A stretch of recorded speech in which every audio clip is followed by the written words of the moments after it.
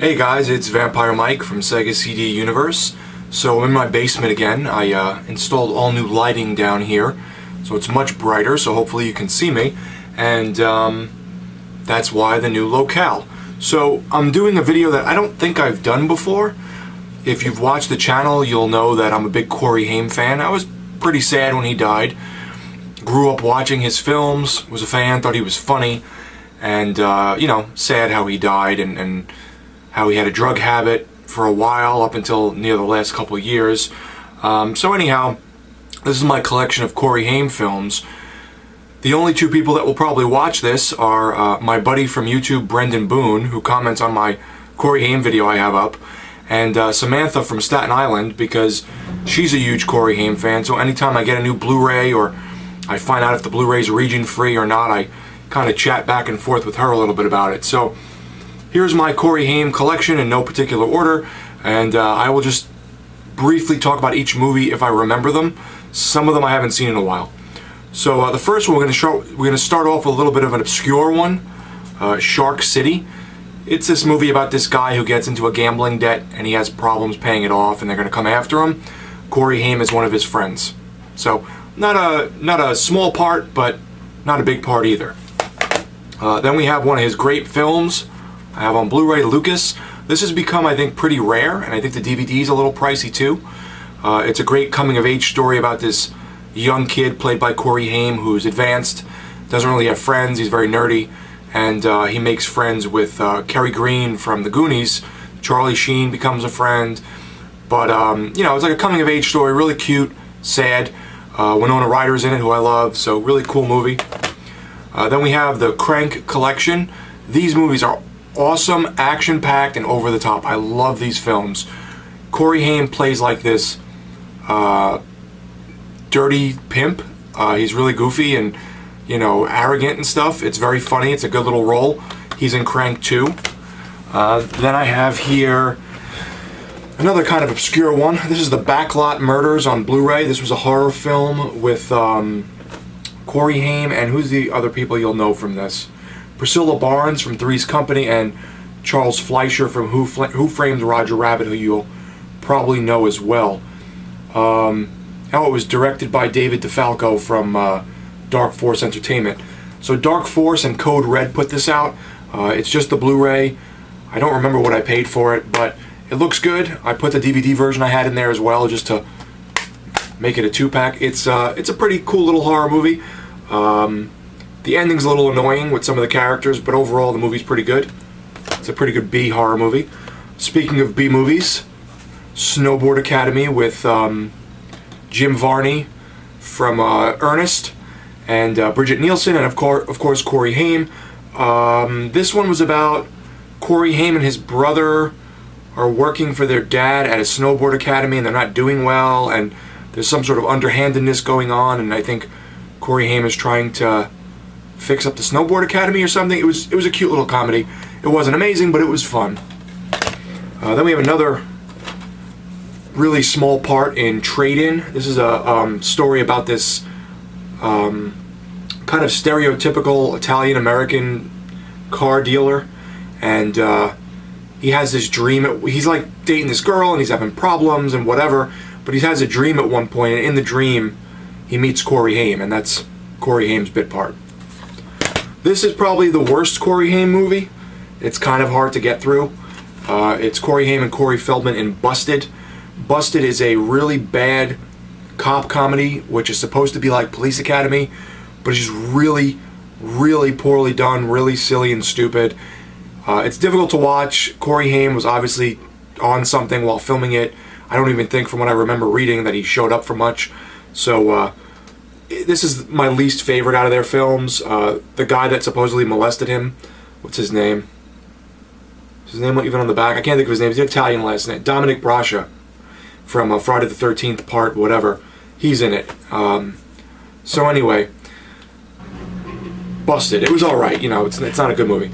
Then we have one of Corey Haim's last movies, Decisions. This is a movie about Corey Haim being like a corrupt police officer. Pretty cool. Tries to be very stylistic and, you know, show different sides of things and different people and like how they interact with stuff. Almost like what's that movie? Like not Training Day. What's the one that came out after Training Day? New York something. It sort of has that vibe, but you know, a B movie. But it was pretty good. Check out Decisions. I think that was on Amazon Prime at one point. Blown Away is a good romantic thriller with Haim, Corey Feldman, and Nicole Eggert, who he dated. And it's about like her being this like young, sort of manipulative vixen who manipulates men and like tries to get them to do her bidding, and he kind of gets wrapped into it. It was good. This is a cool movie. Then we have Dream Machine. This one's a little hard to find now, I think. It also has... Who else does it have in it that maybe I'm thinking of Susan Seaforth Hayes, maybe? I thought it had someone else that I recognized. But anyway, Corey Haim, he gets a Porsche that he can't afford. And there's a dead body in the trunk, and I think people are going after him. I don't remember it well, but I remember it being pretty fun. So this is a cool movie. I also have Dream a Little Dream, which is one of the weirdest movies Corey Haim's been in. It's a mixture of... Let me see if I can point this down a little better.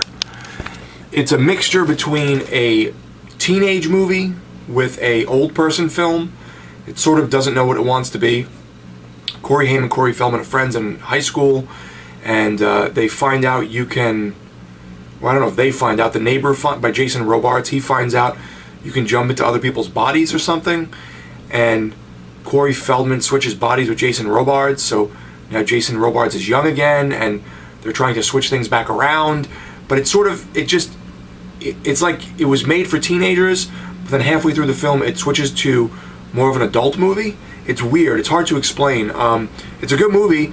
It's just very strange in the dynamic of the film. They also made a sequel where this one's pretty bad, but I enjoyed it. It's so bad it's kind of fun. It again has Corey Haim and Corey Feldman, and what's her name from Twin Peaks? Jewish girl. Robin Lively. Pretty. She's pretty. She's the one on the back.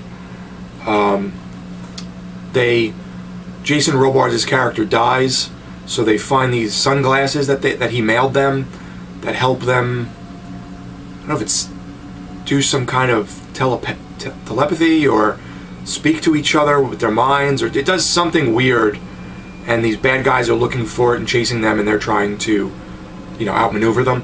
But it was a good bad movie, but it's not as mainstream or good as the first one.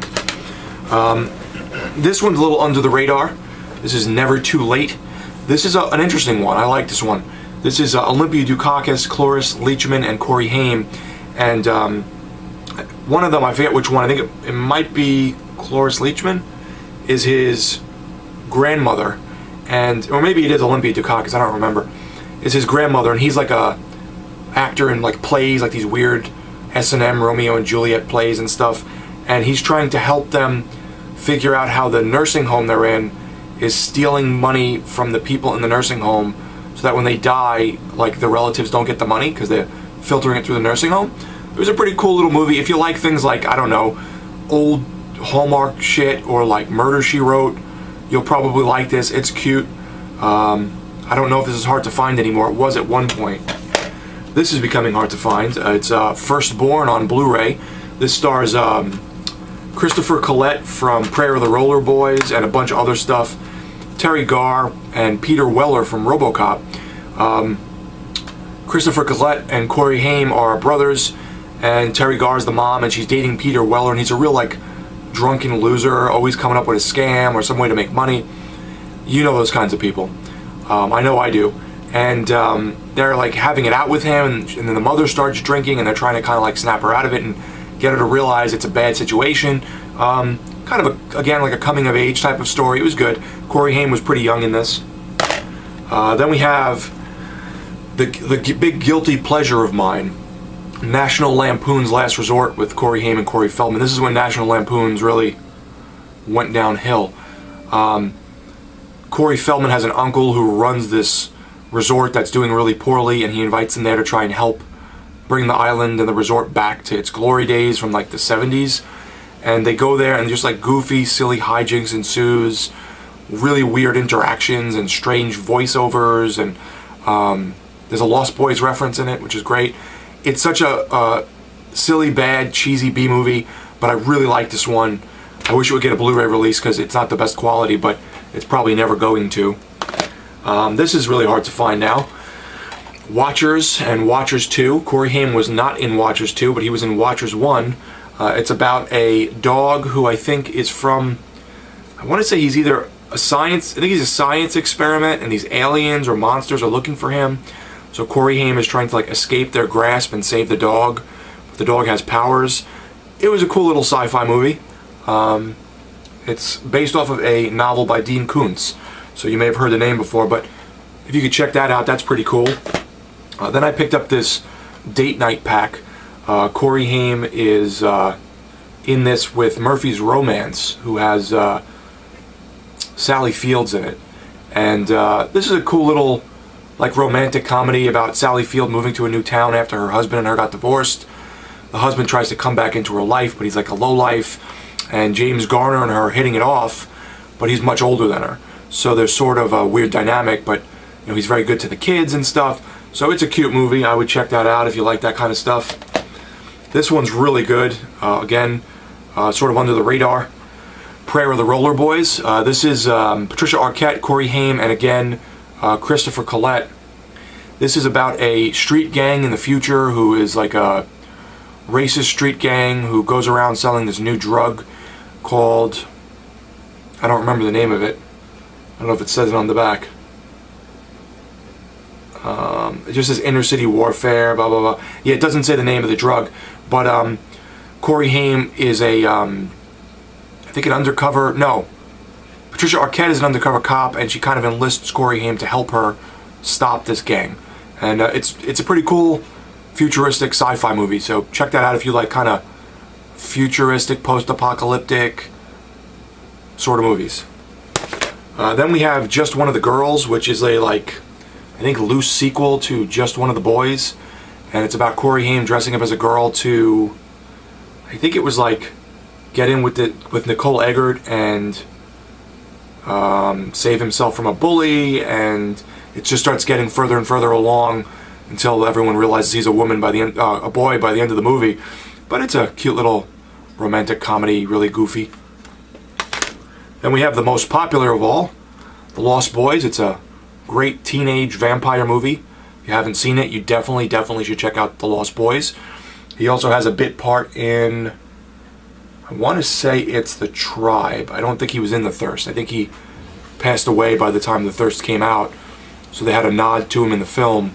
But he has a very small bit part in The Tribe after the credits.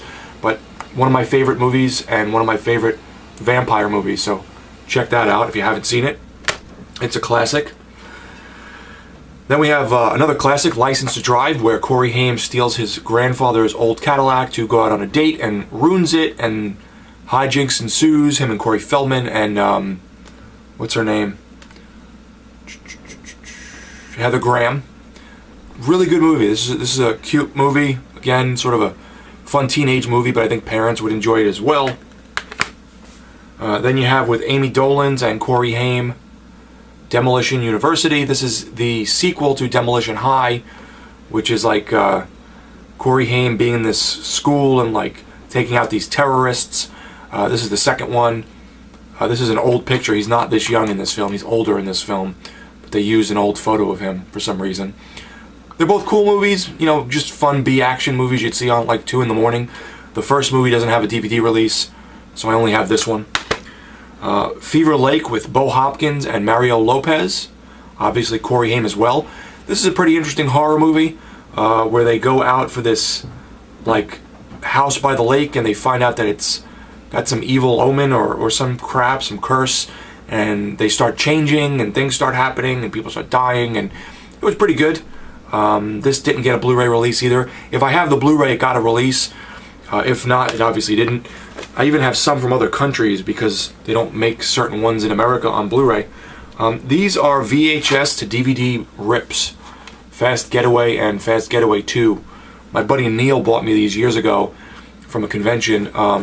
This is the best we're getting for now, because the only other thing they have with these is I think German versions that don't work in America, and it's about Corey Haim and his dad being and they have to like get away, and they're on the run and stuff. It's a fun little movie. These are the Fast Getaway one, used to be on TV and stuff when I was a kid here and there. It has what's his name in it, the Italian guy, can't think of his name.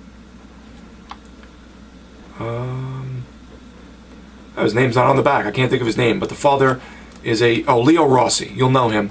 He's also in Dream a Little Dream 2.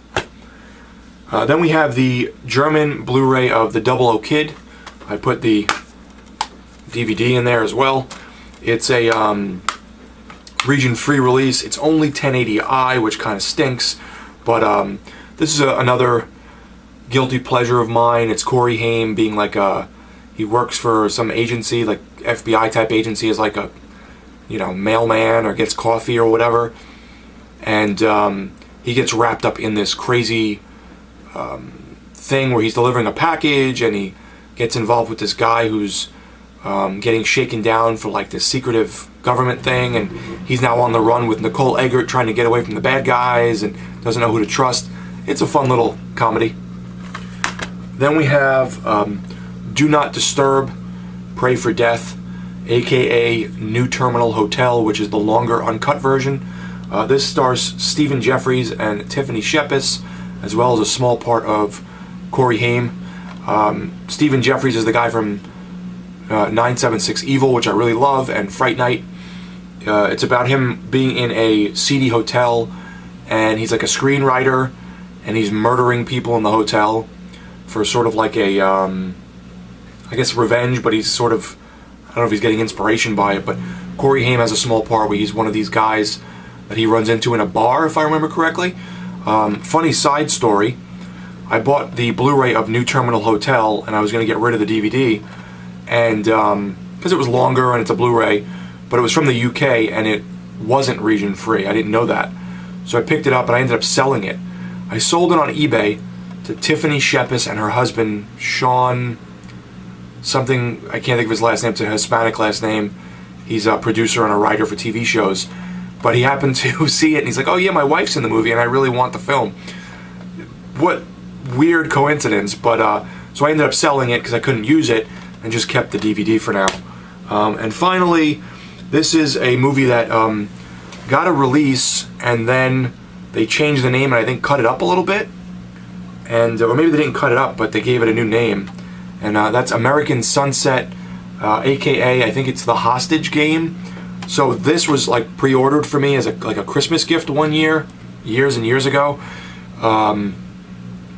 before it had come out. So I got this like original version. Now you really can't find this for some reason. They just have The Hostage Game. I think that's the name of it. So I don't know if the cover and the back are completely different or whatnot. It's Corey Haim and Frank Molina, and Corey Haim is trying to figure out who kidnapped. And this is one of his last films. It might be his last film actually. Corey Haim is trying to figure out where his wife is and whether she's alive, because she's been kidnapped and she has this like tons of money in an account, like sort of like a, I don't know, her relative died and left her money, or she has some kind of business I forget what it was.